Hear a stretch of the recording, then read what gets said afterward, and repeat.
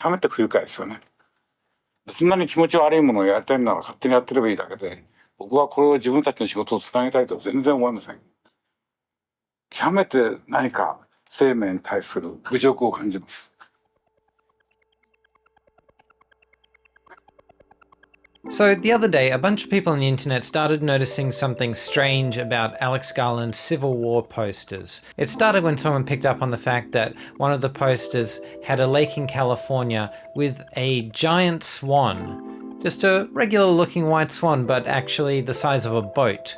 And something seemed a bit off. Then someone noticed that there was a car that had 3 doors on one side, some weird text, 3 trucks that were merged into one, and all kinds of weird nonsense shit. And it became very apparent that all of these Civil War posters had been made using AI generative imagery. I haven't talked about AI before on this channel, but it's something that I actually have a lot of feelings and thoughts on, and pretty much all of them are exclusively negative. And about this time last year, if you'd asked me about AI, I would have just been pretty much incapable of talking about it because it was just so upsetting to me. Obviously, I've become somewhat adapted to the fact that it's everywhere now and, you know, you just have to harden yourselves to these things, but I still just despise it in every way. A few years ago, when the first big batch of AI generated imagery started coming out on the internet, I was just immediately repulsed by it, and I could see exactly where this was headed. But apparently a lot of people weren't convinced. They were certain this would always be some niche little thing that would never have any impact on real artists anywhere. Of course, this turned out to be complete bullshit. You can't even do a simple Google image search these days without running into an absolute crap load of AI garbage, just absolutely flooding your feed. And yeah, in the past, and even to some extent now, you can look at AI stuff and say, oh, that looks like garbage. It's just terrible, and that's why I hate it. But that's not why I hate it. I fundamentally hate AI art because what art is fundamentally to me is a craft and an avenue for personal expression. The things that I appreciate most about art are the work that goes into it, the thought that goes into it, the feeling that goes into it, and AI has absolutely none of these. It's all completely empty, completely cynical. You know, when I watch a great movie, I'm thinking about all the directorial choices, I'm thinking about the writing choices, the performances, the cinematography, all of that. But if I saw a movie like that and it was made with AI, I would just think, well, this was just generated because the computer has calculated that this is the correct way to do it. There is nothing behind it. It is like a complete black box. It's completely empty. It's hollow. It's meaningless.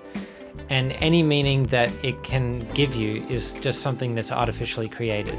It has no genuineness to it. Even the most cynically made Marvel blockbuster movie that has complete committee control and there is almost no input by individual creatives is worth more to me than AI art of any kind. And so, you know, like, I was very interested in Alex Garland's Civil War. I've heard a lot of mixed things. I don't know what to expect, but you know what?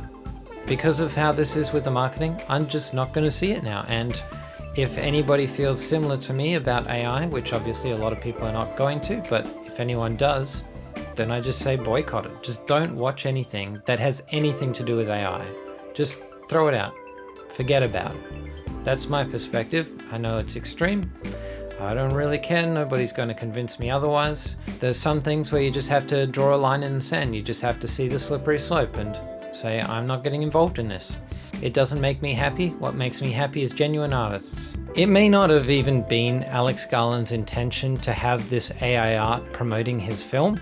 That may have been completely up to the studio, or it may have been completely up to the marketing company that was hired to produce posters for the film. But even if it wasn't Alex Garland's intention, or even the studio's intention, we just have to send a message. So if he wants me to go see the film, they can get rid of those AI art images, get someone to draw posters even. Go back to the old 80s style of painted posters, why not?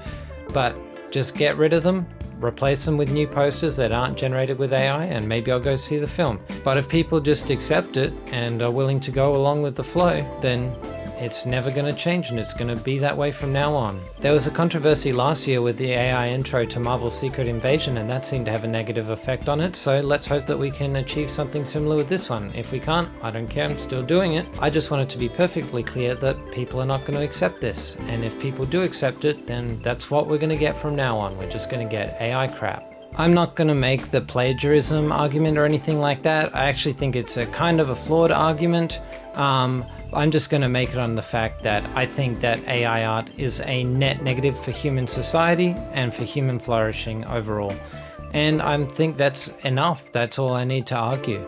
And to people who say, well, AI art opens up art to people who previously wouldn't be able to be artists, but now they can be AI artists. Well, no, I'm sorry, you are not an artist. You are not an artist by using AI. You are basically just somebody commissioning art, except you're not paying someone to do it. You're just getting a computer to generate an image for you. And that, I'm afraid, I just don't care. That does not count in my book. You're not an artist.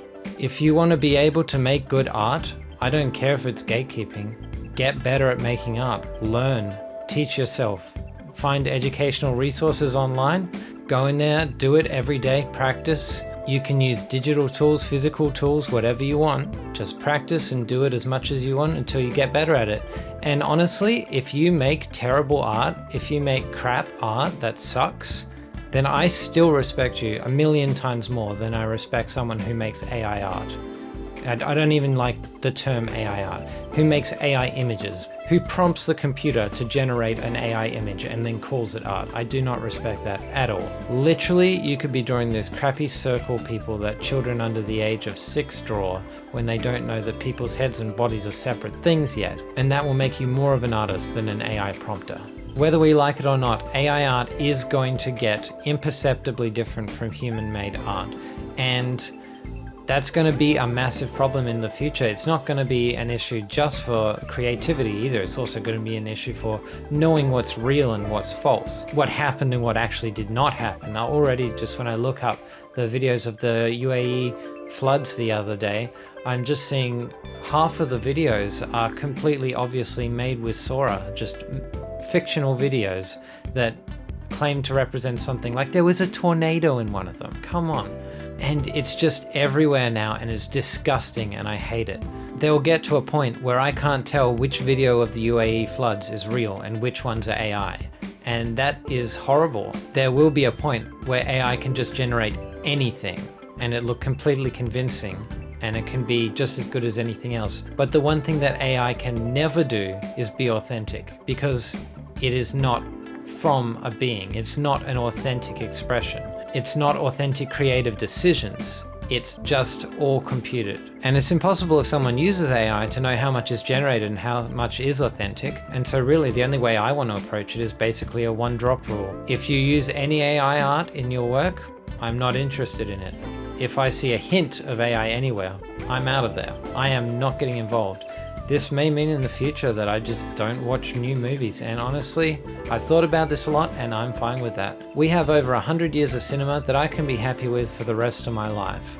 If there's a movement that pops up that's about making real films, about actually going out somewhere and employing the art of cinema and actually making a movie and not just generating it from a prompt, then that's something that I'm going to be excited about and continue to watch, but I want to see proof that that's what happened. And I know at this point that nobody is going to convince me otherwise on that. I talk about filmmaking all the time on this channel, and what I love about filmmaking is not just the fact that the film exists, but how the film was made, how people chose to make it. I love the craft of acting and directing. I love working with actors. It's tremendous fun and it's a real challenging process, which makes it extremely fulfilling to do. It's a social process. It's about collaboration. It's about bringing together interesting minds with different ideas, different views, different ways they want to talk about the world, different expressions. And AI is just completely antithetical to that. To me, AI is anti-human. I don't really want to go much beyond the film realm in this video, but that's something I feel about it in a much broader sense as well. Facebook and Instagram just started putting meta AI into everything, and so every time you want to search something, you get this stupid circle of meta AI that's telling you Do you want to know about this? Do you want to know about that? Can I answer your questions? And I'm like, no, I do not want you to answer any of my questions. I don't want anything to do with you. Some people will compare this to like any other technological tool that makes filmmaking easier, like a digital camera or, electronic music.